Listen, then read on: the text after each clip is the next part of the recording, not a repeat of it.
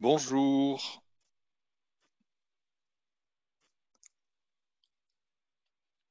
Bon, nous allons lancer le webinaire co-organisé par le pôle Aerospace Valley avec la directe de la Nouvelle-Aquitaine. Je vais laisser encore une minute ou deux pour permettre aux derniers participants de nous rejoindre. Donc, je me présente, je suis Philippe Troyat, je suis le délégué du pôle Aerospace Valley pour la région Nouvelle-Aquitaine. Et nous serons aujourd'hui heureux de vous compter à peu près, on attend jusqu'à 28 participants de votre côté, plus les organisateurs. Je vais être assisté aujourd'hui par Jennifer Déo de notre service communication événement pour tous les aspects de mise en œuvre de l'outil webinaire. On n'est pas forcément spécialiste de cet outil, donc j'espère qu'on ne va pas trop avoir de difficultés. Et côté direct, nous avons deux représentants des services économiques de l'État en région, monsieur Cédric, alors je vais prendre le papier pour pas écorcher son titre, Cédric Portabonnette, qui est responsable de l'unité transport et numérique, et monsieur David Lebrun, qui est chargé de mission filière aéronautique et défense, correspondant de la DGA. David Lebrun interviendra par téléphone pour des problèmes de connexion. Et Cédric Portabonnette sera lui en direct dans le webinaire. Donc je lui céderai la parole après avoir fait une présentation qui est un tour d'horizon un peu des retours d'enquête que nous avons de la part des membres du pôle Aerospace Valley, en particulier du collège 2 PME. Alors, je précise que vous avez tous sur votre droite en visuel un point d'interrogation. Ce point d'interrogation vous donne accès à une zone de saisie pour poser vos questions. Vous pouvez poser toutes les questions que vous voulez à tout moment. À l'issue des présentations, je ferai la lecture des questions notamment pour nos interlocuteurs de la directe. Je leur poserai la question oralement, comme ça tout le monde entend la question posée et ça permet à l'interlocuteur de répondre. S'il y a des questions qui sont trop particulières ou trop spécifiques, vous aurez la possibilité d'avoir une réponse après le webinaire. Dans la mesure du possible, essayez de poser des questions qui restent quand même assez génériques pour ne pas rentrer dans les détails de vos propres questionnements, hein, si c'est possible, parce que je pense que chacun a une situation individuelle qui mériterait certainement des réponses particulières, mais ça, il faudra le faire dans un cadre plus individualisé. Vous aurez d'ailleurs des accès et des liens pour cela. Donc, si vous le voulez bien, je vois que nous sommes 25 plus, oui, on est presque 30. Donc, on va commencer la présentation par une présentation qui concerne la filière ASD face au Covid-19. La directe va traiter des problèmes, enfin des dispositifs qui sont mis en place, et moi je vais rapidement vous donner un aperçu de la situation telle qu'on l'aperçoit. Encore une fois, ce n'est pas une enquête à caractère scientifique, ce sont des retours de nos adhérents qu'on essaye de comprendre, d'interpréter et classer. Alors, la situation, c'est que le secteur aéronautique est extrêmement impacté. Nous avons une situation qui est totalement inédite. C'est un choc sans précédent. Les avions sont on ground, ils sont au sol. Là, vous avez deux images d'aéroports, c'est des vraies images, hein. Ce sont American et Emirates sur leurs aéroports hub respectifs. tous les avions sont à l'arrêt. Le tourisme est complètement arrêté au plus mauvais moment, les déplacements professionnels aussi. Donc tout ce que l'on a comme transport aujourd'hui, c'est un peu de fret, du sanitaire, encore quelques rapatriements, mais de moins en moins. Et donc l'impact, il est immédiat. Déjà au niveau des aéroports, hein, il y a une perte de chiffre d'affaires qui est estimée en Europe à 23 milliards d'euros par l'association en charge des aéroports au niveau européen. Aujourd'hui, on parle de 70% de la flotte commerciale au sol. La semaine dernière, on était un peu en dessous de 50%. Aujourd'hui, on est à 15 000 appareils à peu près partout dans le monde qui ne volent plus.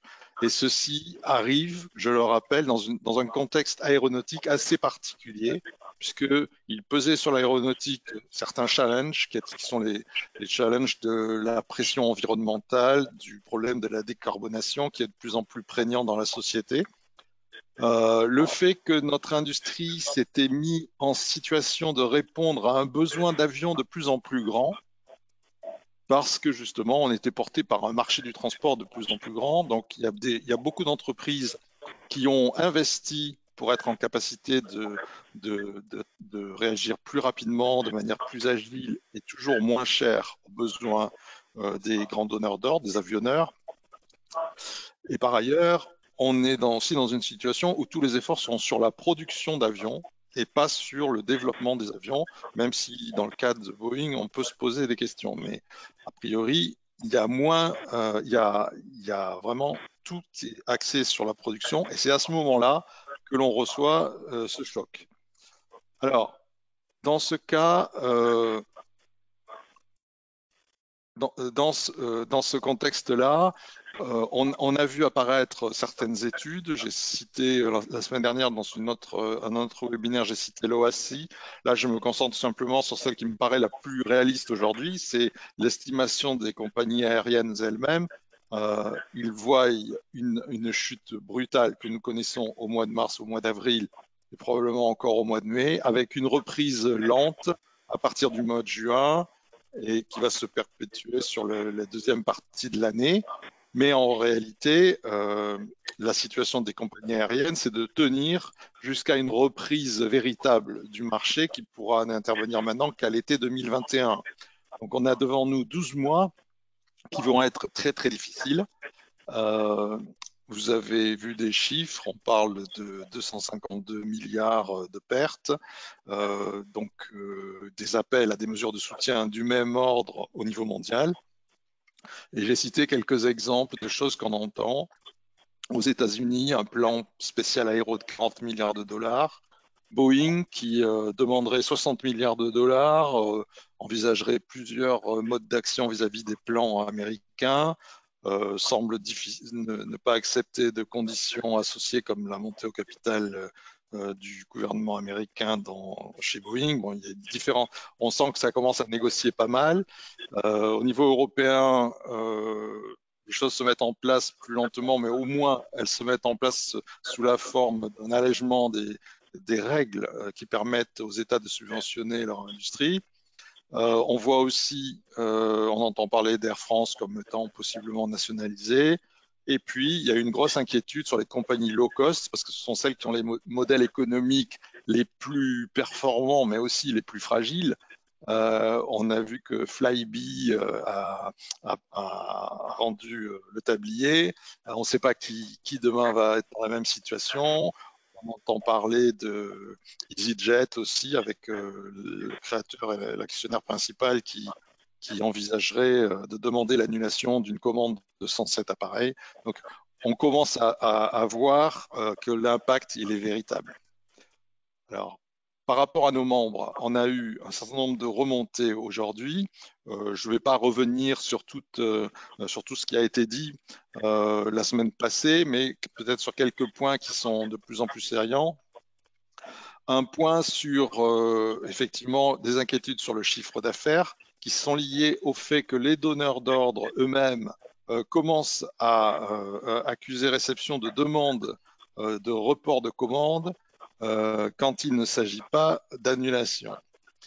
Et ceci, encore une fois, à un moment donné où les grands donneurs d'ordre sur les chaînes d'intégration finale avaient déjà constitué des stocks, avaient déjà des encours importants et se trouvent face à une situation où ils craignent de ne pas avoir à livrer aussi vite.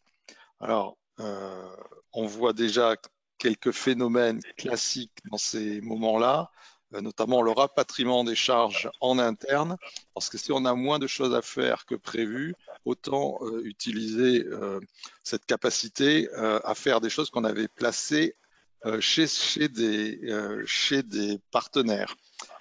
Donc, il y a un effet domino qui va avoir lieu sur le rapatriement des charges en interne et qui va forcément avoir un impact sur le chiffre d'affaires dans les mois à venir pour ceux qui sont en aérostructure. Et donc, beaucoup de patrons, 13%, ont exprimé des craintes sur leur chiffre d'affaires, notamment en 2021. Au niveau de la reprise du travail, donc on avait souligné qu'il y avait un peu une perception difficile pour les employés, avec à la fois en tant que citoyen une injonction très forte à rester confinés, et par ailleurs la volonté de l'entreprise de leur demander de reprendre le travail. On a vu aussi que ça avait généré quand même des situations difficiles, parce que d'employés ont peur, tout simplement, hein, avec les nouvelles à travers lesquelles nous sommes passés récemment. Il y a une remontée de la part de beaucoup de patrons sur finalement des craintes sur les équipements de protection individuelle. Est-ce qu'ils vont être là durablement? Est-ce qu'il ne va pas y avoir des ruptures? Est-ce que ça ne va pas être une perturbation? Et un flou, hein, ce que j'appellerais un flou, qui est lié, je pense, plus à des problèmes de méconnaissance qu'à de véritables difficultés réglementaires qui tiennent au cadre juridique de cette reprise, hein. Finalement, moi je suis patron, je suis responsable de la santé de mes salariés.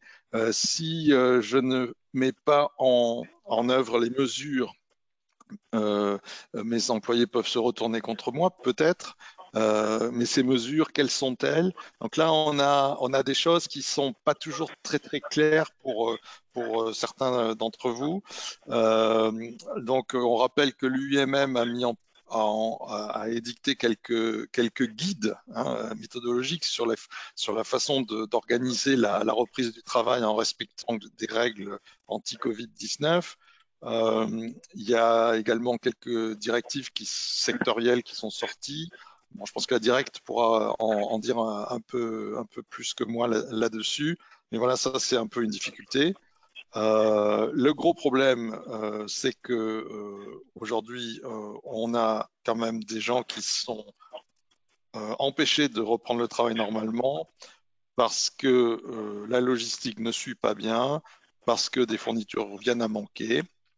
Et par ailleurs, on commence à avoir des annonces sur lesquelles je reviendrai en finale, de la part des grands donneurs d'ordre, notamment Airbus, qui commence à dire que l'objectif de cadence va être réduit de 33%. Donc on parle de 40 à 320 par mois au lieu de 60, par exemple, hein. Donc ça va avoir un impact sur la supply chain. On va voir comment. Côté américain, Boeing est quasiment à l'arrêt. Il n'y a pas de ligne d'intégration finale chez Boeing qui tourne actuellement. Et donc, on commence à s'installer dans une situation où les gens se rendent compte qu'il faudra du temps, beaucoup de temps.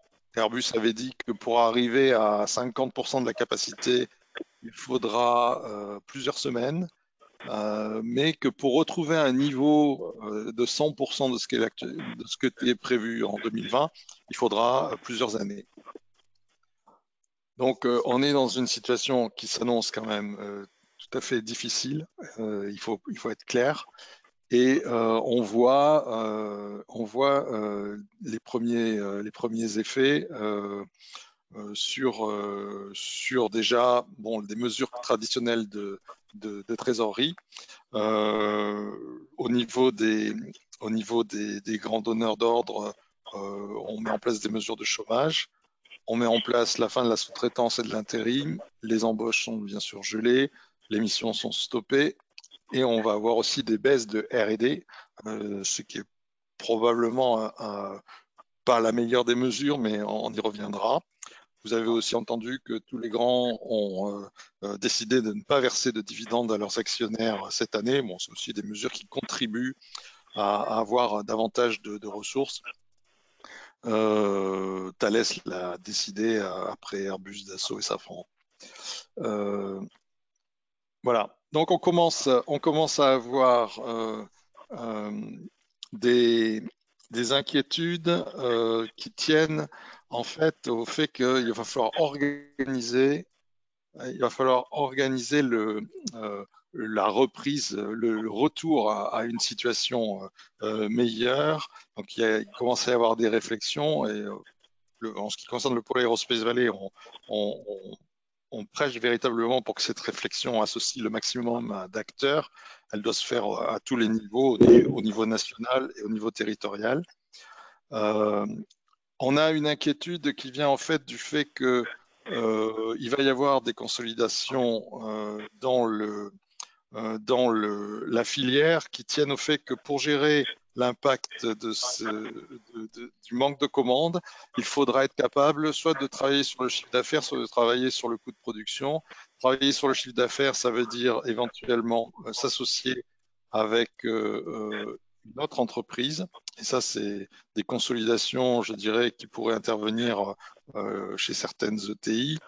L'autre façon, c'est de travailler sur le coût de production, et malheureusement, ça pourrait avoir un impact social. Alors, travailler sur le chiffre d'affaires, ça peut aussi vouloir dire essayer de rapatrier des charges qui aujourd'hui ne sont pas localisées en France. C'est plus simple à dire qu'à faire. Mais ça pourrait être une façon aussi de répondre à un double problème, limiter l'impact sur le chiffre d'affaires et de réduire certaines dépendances à des produits ou des pièces qui ne sont pas faciles d'accès lorsqu'on a une crise de cette amplitude. Voilà. Et le reste, c'est effectivement de continuer à travailler sur la performance industrielle parce que la performance industrielle va être encore plus nécessaire demain qu'aujourd'hui, et ne pas oublier la R&D, notamment la R&D qui va permettre de trouver des solutions disruptives. Voilà. Bon, je m'arrête là parce que je ne veux pas faire trop long. Les planches seront diffusées sur les chaînes YouTube d'Aerospace Valley, donc vous pourrez y revenir plus en direct et puis on peut essayer de répondre à vos questions si vous en avez.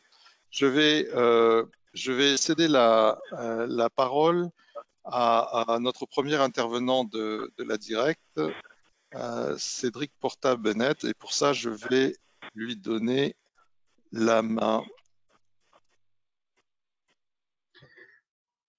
Voilà. Ouais, c'est bon. Est-ce que vous voyez bien les slides? Est-ce que vous m'entendez? On les Oui. voit. Est-ce qu'elles sont en diaporama? Oui. Très bien. Très bien. Alors juste, voilà. Bonjour à tous. Merci de vous être connectés et merci au pôle Aerospace Valley d'organiser ce webinaire. Tout d'abord, pour un petit mot d'introduction, au niveau État, nous sommes pleinement conscients et pleinement aussi impactés de la crise actuelle. Voilà, c'est l'État, ses différents services ainsi que les opérateurs de l'État sont pleinement mobilisés en ce moment. Depuis le début de la crise, nous travaillons en étroite collaboration entre services de l'État, sous la coordination de la préfète de région et des préfets, pour essayer que l'action de l'État soit la plus lisible possible et la plus uniforme possible.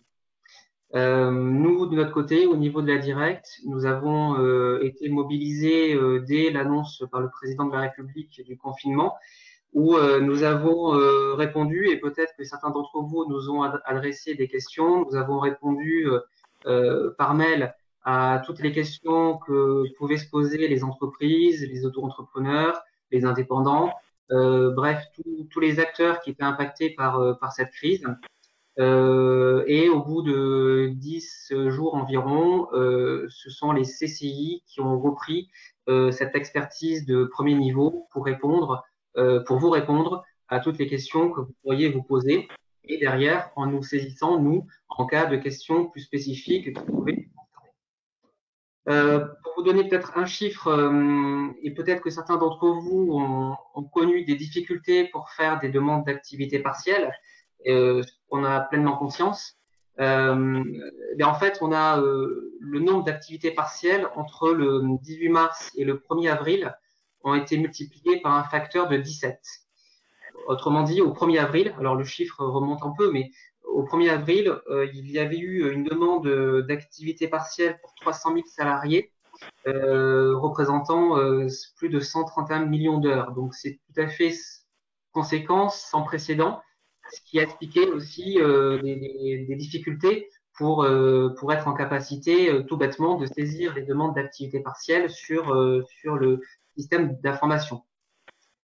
Ce que je peux vous inviter, avant de rentrer dans le détail de la présentation, c'est de consulter régulièrement les sites du ministère de l'économie, où vous avez une rubrique sur le Covid-19 avec l'ensemble des mesures mises en place par l'État, donc c'est actualisé chaque jour, et aussi le site du ministère du Travail, où il y a des questions-réponses qui permettent de pouvoir vous donner des éléments à la fois au niveau des employeurs, mais aussi au niveau des salariés, sur les conditions de reprise d'activité, par exemple, ou sur d'autres questions.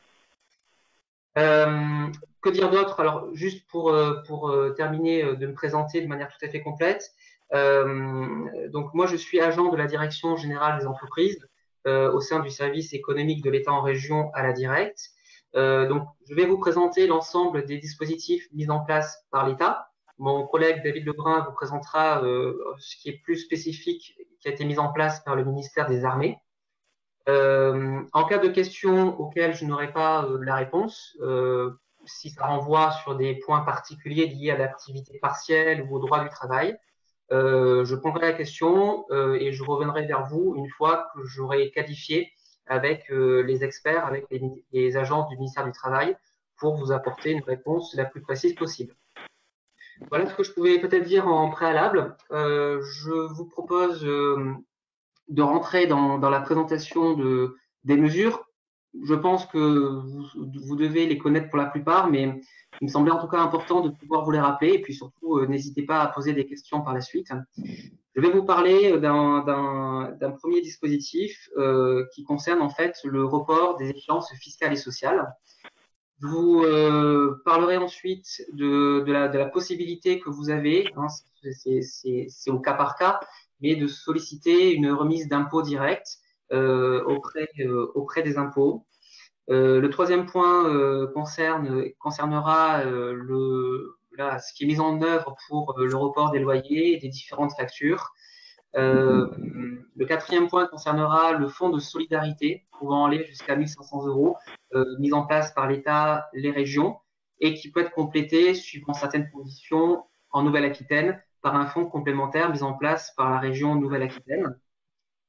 Je vous parlerai du prêt garanti par l'État, c'est le cinquième point.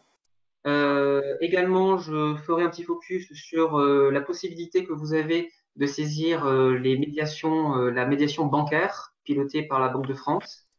Également, s'agissant du septième point, la possibilité que vous avez de saisir la médiation des entreprises dès lors qu'il y a un différend sur un contrat. Le huitième point concernera le dispositif d'activité partielle, de chômage partiel. Donc, voilà, je me tiendrai aussi à votre disposition pour répondre à toutes vos questions.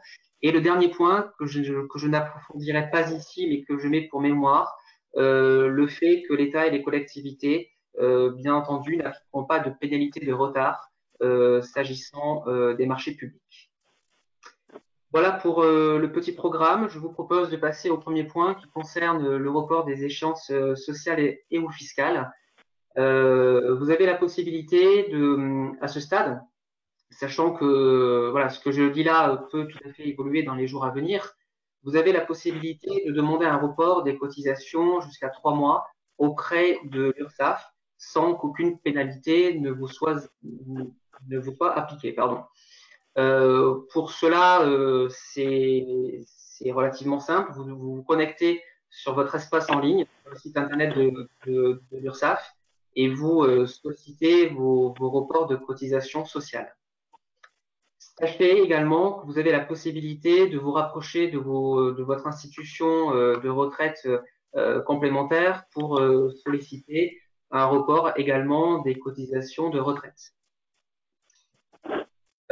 Pour les échéances fiscales, donc c'est opéré, enfin votre interlocuteur est le SIE, le service impôt des entreprises, où vous avez la possibilité de demander un report de vos échéances fiscales, également de suspendre la mensualisation de la CFE ou de la taxe foncière. Donc vous devez vous rapprocher de votre SIE et sachez qu'en cas de difficulté ou de questions particulières, il ne faut pas hésiter à saisir via votre messagerie sécurisée, vous connecter sur votre compte sur impôts.gouv.fr et vous solliciter, comme on le fait à titre personnel, les impôts pour des points particuliers et donc ils seront en mesure de vous apporter des réponses. Toujours sur ce même sujet, il me semblait important de vous rappeler, ou en tout cas de vous informer, que vous avez la possibilité de solliciter le remboursement accéléré de vos crédits d'impôt qui sont restituables en 2020. Donc pour ça, vous avez la même manipulation à faire, c'est de vous connecter sur le site impôts.gouv.fr et de vous diriger. Alors je vous ai placé pour mémoire les formulaires qu'il vous faut renseigner pour vous apporter le plus de facilité possible. Voilà, mais si là encore il y a un souci, n'hésitez pas, grâce à la messagerie sécurisée, à solliciter les services des impôts pour pouvoir remplir ces formulaires et ces déclarations. Bon, sachez que bien évidemment, les SIE et les impôts se mobilisent pour traiter au plus vite les demandes dans le contexte actuel. Voilà, ça renvoie vers toute la mobilisation de l'État à ce jour, où on essaie de faire tout notre possible, les différents services de l'État, pour essayer de vous accompagner le mieux que nous pouvons. Vous avez également la possibilité de demander le remboursement de crédit de TVA. Ça se fait également par voie dématérialisée directement auprès de votre espace professionnel.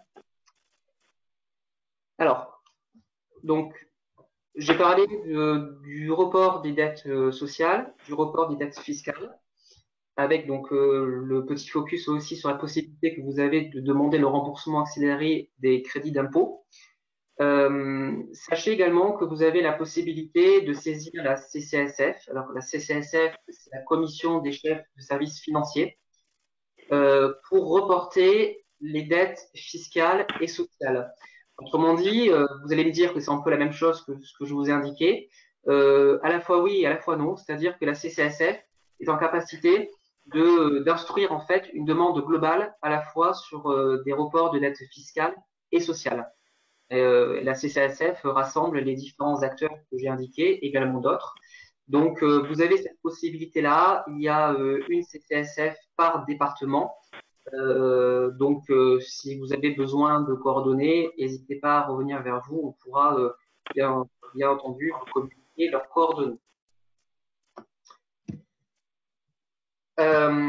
Sur le point suivant, comme je l'ai indiqué, vous avez la possibilité de demander une remise d'impôt. Ça se fait, ça pourra se faire au cas par cas pour les situations les plus difficiles. Donc l'instruction sera réalisée par les services des impôts. Voilà, donc ce sont des mesures qui sont gracieuses et qui sont, comme je l'indiquais, soumises à un examen individualisé. Pour en faire la demande, je vous ai mis le lien sur les slides. Voilà, donc vous aurez ce lien pour solliciter ce type de remise d'impôt. Voilà, j'en ai terminé pour la partie fiscale et sociale. Ça m'amène à vous parler d'un autre dispositif qui a été mis en place par le gouvernement, alors qui concerne en fait la possibilité de reporter les loyers ou différentes factures. Cette mesure est de droit pour les entreprises qui sont éligibles au fonds de solidarité, donc j'y reviendrai juste après, ou qui ont été fermées par un arrêté. Donc, je ne suis pas certain que ça concerne, en tout cas pour les entreprises qui sont fermées par un arrêté, ça ne devrait pas vous concerner particulièrement, mais en tout cas, ça me semblait important de le rappeler ici. Dans tous les cas, vous avez bien sûr la possibilité de demander auprès de vos fournisseurs d'énergie, notamment un report à l'amiable. Et sachez que les principales fédérations ont appelé leurs membres, s'agissant des locaux commerciaux, à suspendre les loyers pour l'échéance d'avril. Voilà.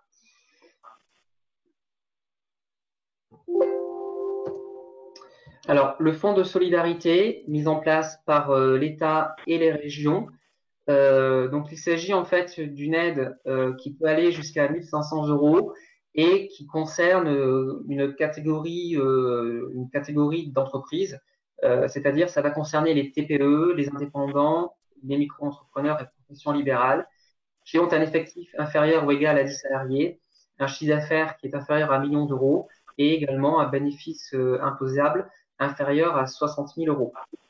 Pour ces entreprises, le critère, c'est de pouvoir justifier une baisse du chiffre d'affaires de 50% par rapport de mars 2020 par rapport à mars 2019.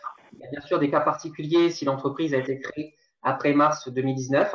Il y a des calculs qui permettent de statuer sur l'éligibilité, mais le cadre général, c'est celui-ci. La demande, si nous avons des TPE là autour de notre table virtuelle, elle est à faire sur le site des impôts, impôts.gouv.fr. Ce dispositif devrait être renouvelé pour le mois d'avril. Il a été mis en place pour le mois de mars et normalement, il devrait être renouvelé pour ce mois. Sachez donc, comme je l'indiquais un peu en préalable, que vous avez la possibilité, suivant des critères spécifiques, de pouvoir solliciter une aide complémentaire mise en place par la région Nouvelle-Aquitaine de 2 000 euros. Donc, je ne vais pas m'étendre là puisque je crois que la région Nouvelle-Aquitaine a déjà fait un webinaire, mais ces informations sont rendues aussi publiques par la région Nouvelle-Aquitaine. Voilà, n'hésitez pas à les contacter ou à consulter leur site internet pour ce point précis. Alors, pour l'autre point, je pense que vous avez peut-être déjà actionné, toujours est-il que donc il s'agit du prêt garanti par l'État, le PGE. Ce prêt, bon, a l'objectif de faciliter l'octroi par les banques de prêts de trésorerie pour les entreprises. Il s'agit d'un prêt qui est garanti à 90% par l'État et qui peut s'élever jusqu'à 3 mois de chiffre d'affaires hors taxe. Alors, pour les entreprises récentes ou innovantes, il y a un calcul qui peut être fait par rapport en fait, à la masse salariale, mais la règle générale, c'est jusqu'à 3 mois de chiffre d'affaires en termes de crédit de trésorerie. Ce prêt-là, il n'y a aucun remboursement à faire la première année et l'entreprise pourra ensuite choisir d'amortir le prêt sur une durée qui pourra aller jusqu'à 5 ans. Alors, comment en bénéficier? Il faut vous rapprocher de votre banque ou de votre pool bancaire qui va instruire la demande et qui, si elle donne une suite favorable, puisqu'en fait, il y a néanmoins quelques critères, derrière, ensuite, il faudra vous connecter sur l'espace mis en place par BPI France pour télécharger l'attestation, obtenir un identifiant et communiquer ces éléments-là auprès de votre banque pour que la garantie soit mise en œuvre. Voilà, donc n'hésitez pas à poser des questions sur ce point-là juste après, puisque là j'ai vraiment synthétisé de manière très générale ce PGE, ce dispositif. Mais voilà ce que je pouvais en tout cas vous en dire de manière assez générale. Alors ce sont des dispositifs que peut-être certains d'entre vous connaissaient déjà. La médiation du crédit. Donc, dès lors, en fait, qu'une entreprise a une difficulté avec un établissement financier, banque, mais aussi, c'est plus large, hein, on parle vraiment des établissements financiers, donc crédit bailleur, à facturage, par exemple, pour ne citer que.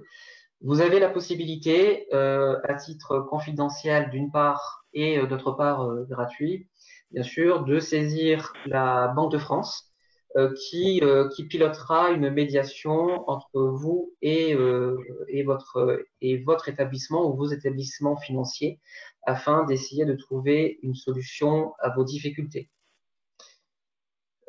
Sur le même ordre, nous avons la médiation des entreprises, qui est un dispositif public pour aider et accompagner toutes les entreprises qui rencontrent un différend lié à un contrat. Il faut qu'il y ait un contrat de droit privé ou lié à une commande publique, mais il faut qu'il y ait un contrat et donc un différend par rapport à ce contrat. Il ne faut bien sûr pas que l'affaire soit portée devant les tribunaux, hein, sinon la médiation n'est plus compétente. Mais avant d'en arriver là, vous avez cette possibilité-là. Alors, si je sais que la médiation des entreprises est peu saisie au niveau de la filière aéronautique, on ne peut que vous inviter à la saisir, puisque ça peut permettre de trouver des solutions par le haut pour tout le monde. C'est un dispositif qui est piloté par le ministère de l'économie et qui intègre en particulier des agents des directs pour mener ces médiations. J'en terminerai par l'activité partielle. Donc l'activité partielle, voilà, je vous présente de manière très synthétique les très grandes lignes et je me tiens bien sûr à votre disposition pour répondre à plus de précision. Donc c'est l'État prend en charge à 100% le salaire des salariés hein, à hauteur de 70% du salaire brut, qui correspond à peu près à 84% du salaire net. Bon, il y a un plafond, c'est limité à 4,5 fois le SMIC, sachant que ce dispositif, voilà, il y a eu un certain nombre de problèmes au départ liés en fait à l'afflux extrêmement important de demandes. Il y a eu des problèmes typiquement pour avoir des codes, des identifiants. Normalement, la plupart de ces problèmes ont été résolus. Néanmoins, je vous invite, si vous avez encore ce type de problème qui vous empêche en fait de saisir ou de valider votre demande d'activité partielle, c'est de revenir vers nous pour qu'on puisse faire remonter directement vos cas de blocage auprès du ministère du Travail pour débloquer votre situation. Hein. Pour en bénéficier, mais j'imagine que vous le savez, la demande se passe en ligne sur le site que je vous ai indiqué ici, voilà, sur le site de l'activité partielle. Voilà, j'en ai terminé et je vais passer la parole à mon collègue David Lebrun, s'agissant spécifiquement de ce qui est mis en œuvre par le ministère des Armées. Oui, bonjour à tous. Est-ce que vous m'entendez déjà? Oui, alors David, je vais juste reprendre la main pour pouvoir mettre ta présentation à l'écran. D'accord, très bien.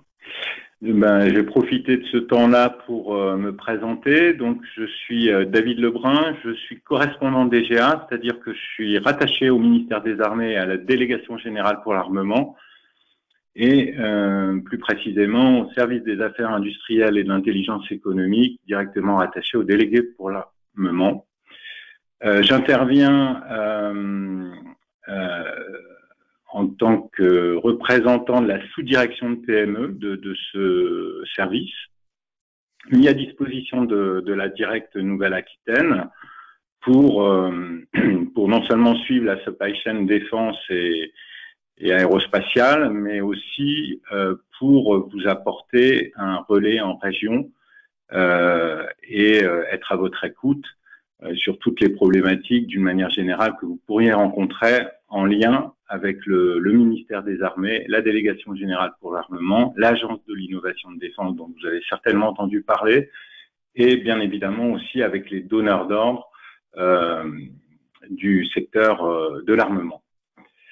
Donc le dispositif Minarmes qui a été mis en place vient en appui évidemment et ne se substitue pas au dispositif qui est celui du gouvernement et du ministère de l'économie en particulier, mais vient en appui sur les problématiques d'impayés, de factures en souffrance, de commandes aussi qui peuvent être une problématique par rapport à votre trésorerie.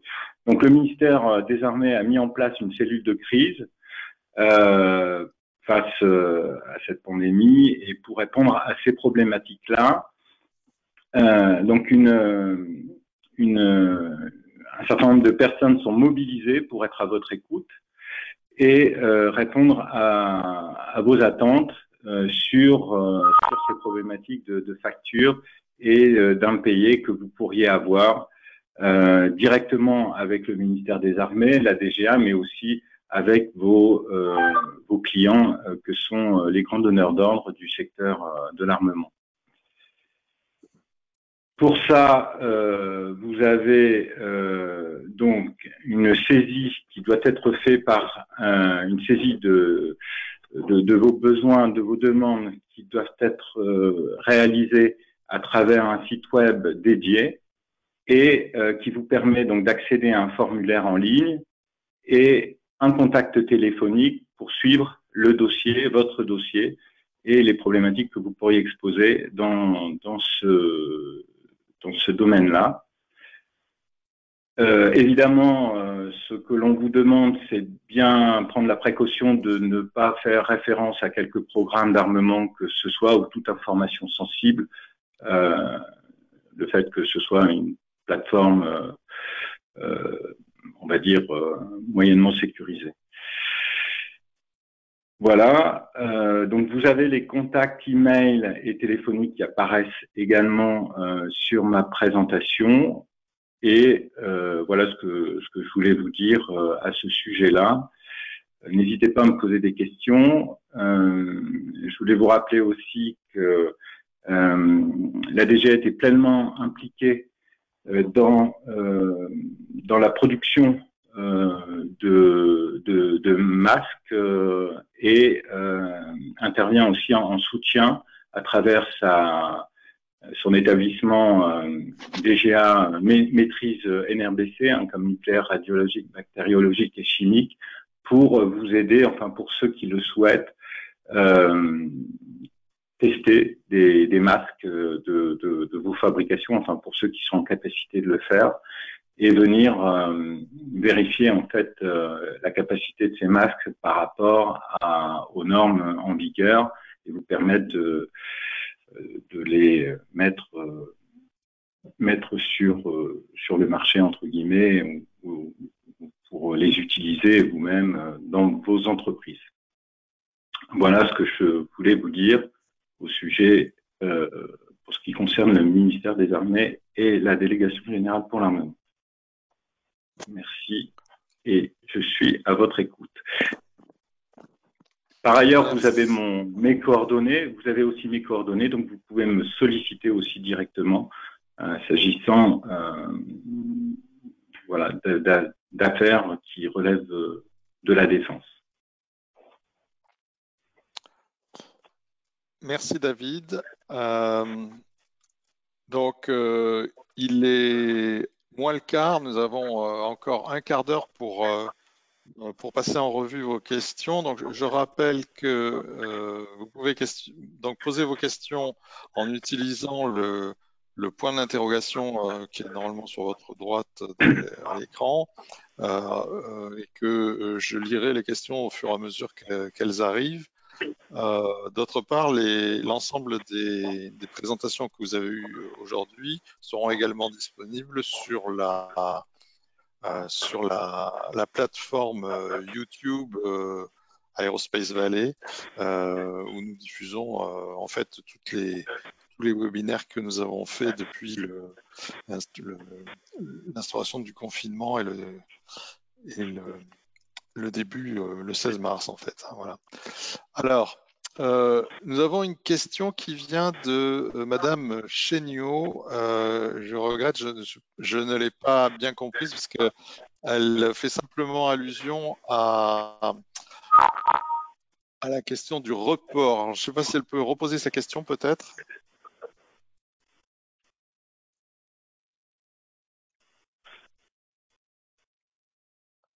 Alors, la question de Madame Chéniaud, c'est si on reporte 6 mois, on devra le payer en combien de temps? Alors, ça fait allusion à à un report, une facilité de report qui était proposée dans la présentation de Cédric Porta-Bennett, mais je ne sais pas de quoi exactement il s'agit.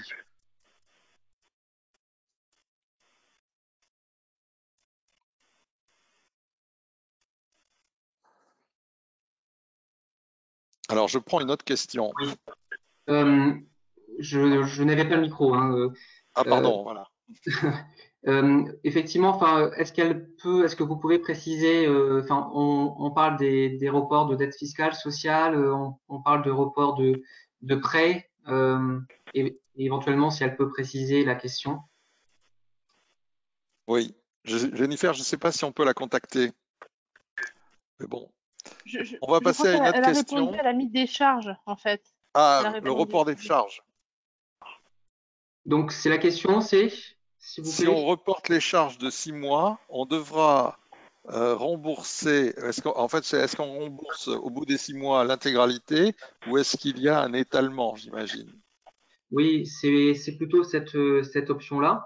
Donc il y a un étalement qui est à discuter, à négocier avec les créanciers.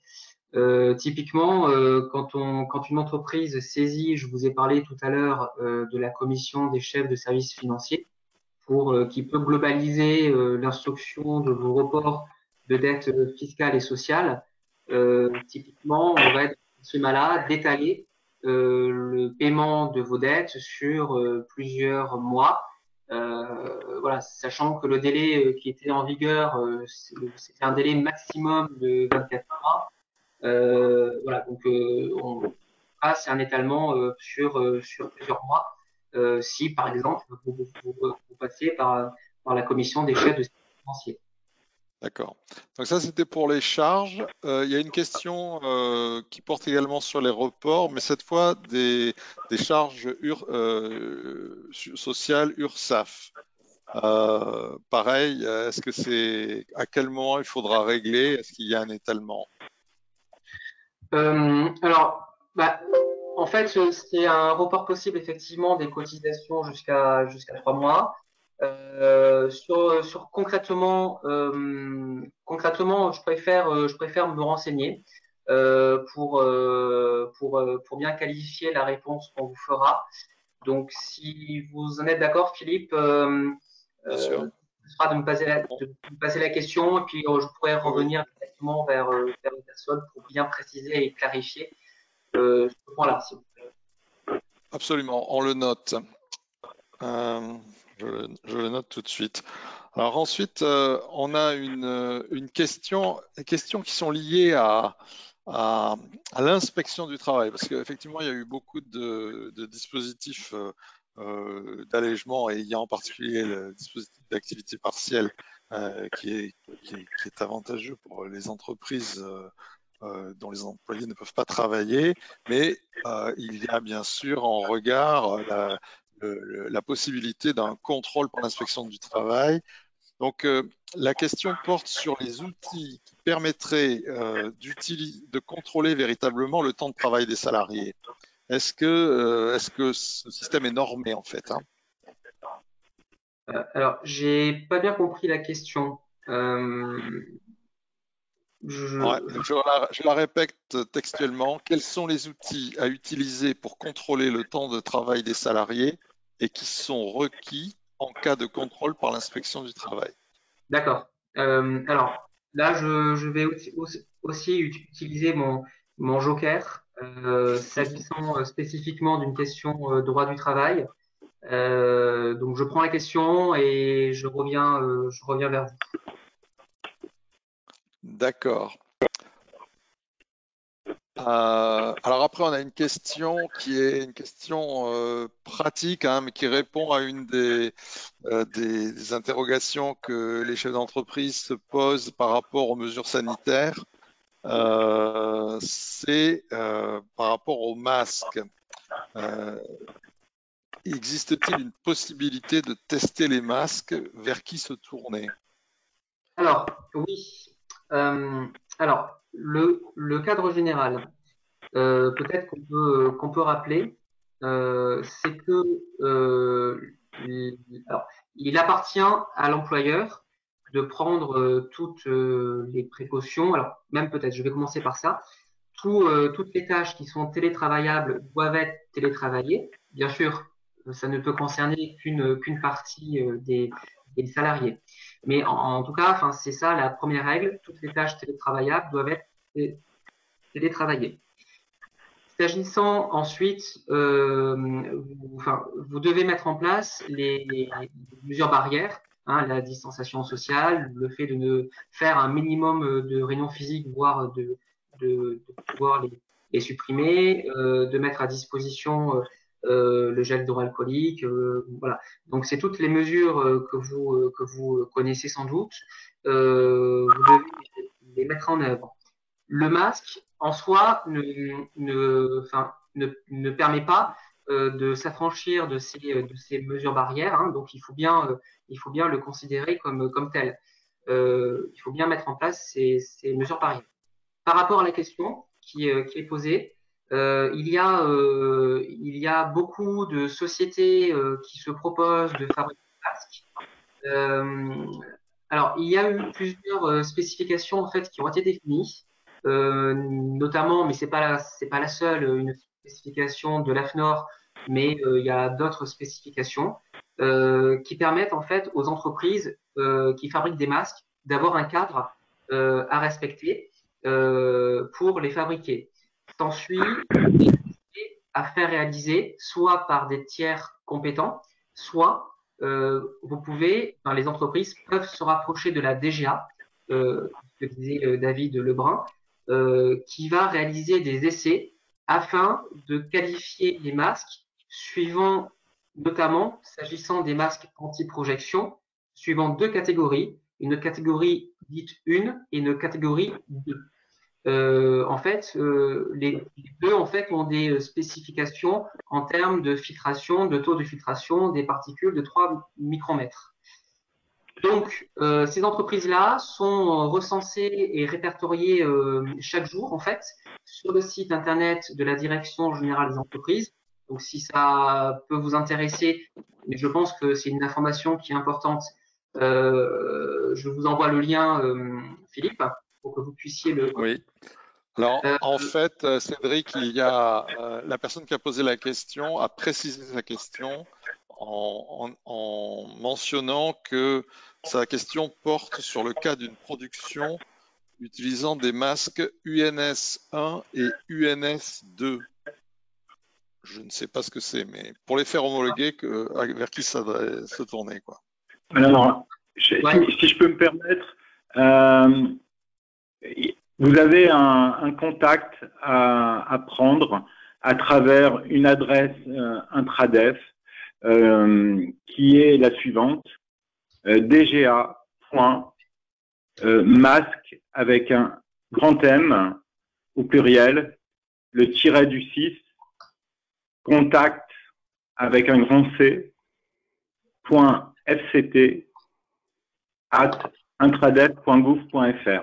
Cette adresse vous permet d'accéder au site DGA Maîtrise NRBC en charge de tester l'ensemble des productions qui peuvent venir en complément de ce qui existait déjà ou de ce qui est approvisionné par ailleurs à l'étranger et qui permet de venir compléter les stocks dont on a besoin. Voilà, et peut-être je me permets d'insister. Répéter le site DGA en minuscule. Alors DGA en minuscule masque au pluriel, mais avec un grand M, le tiret du 6,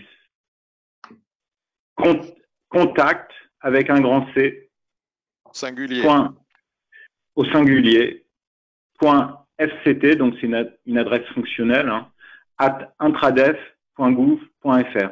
Et vos demandes seront analysées et dans la mesure du possible, on pourra tester vos productions, enfin des échantillons qui permettront de les qualifier quelque part par rapport aux normes en vigueur et répondre à ces interrogations de catégorie et de capacité de filtration par ailleurs.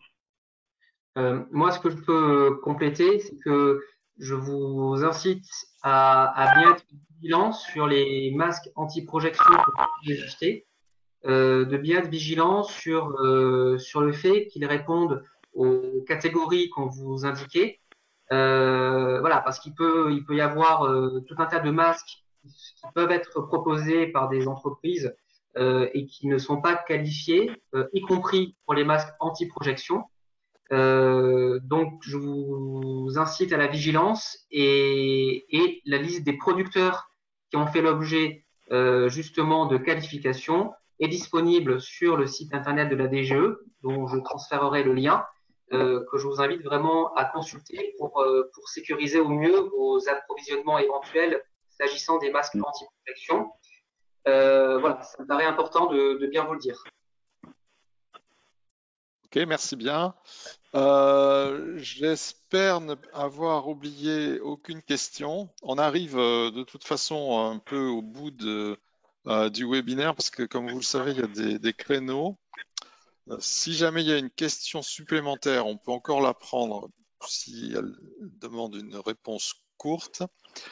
Sinon, encore une fois, bon, les supports seront mis en ligne sur la chaîne YouTube Aerospace Valley, je pense à partir de demain.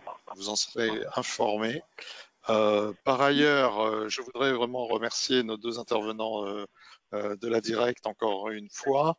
Je pense qu'ils nous ont donné beaucoup d'informations très pratiques vers des liens en particulier ou des numéros de téléphone qui permettront à ceux qui le souhaitent d'aller plus loin dans leurs interrogations.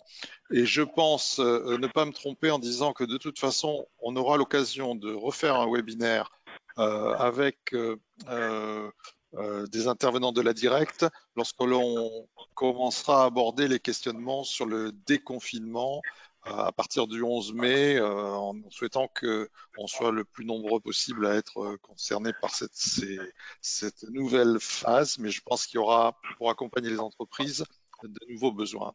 Voilà. Donc, je vous remercie à tous pour votre participation et je vous souhaite de bien travailler pour ceux qui le peuvent sur site ou chez eux. Voilà, en se portant le mieux possible. Philippe, Voilà. juste pour dire, donc on n'a pas abordé l'activité partielle. Enfin, je l'ai abordé en termes de présentation très générale. Donc, n'hésitez pas à revenir vers moi pour toute question que vous auriez sur le sujet. Hein. Donc, je suis à votre entière disposition pour vous répondre sur toutes les questions que vous pourriez avoir. Voilà. Merci bien. Merci Philippe. Merci à tous. Merci à tous. Au revoir. Au revoir.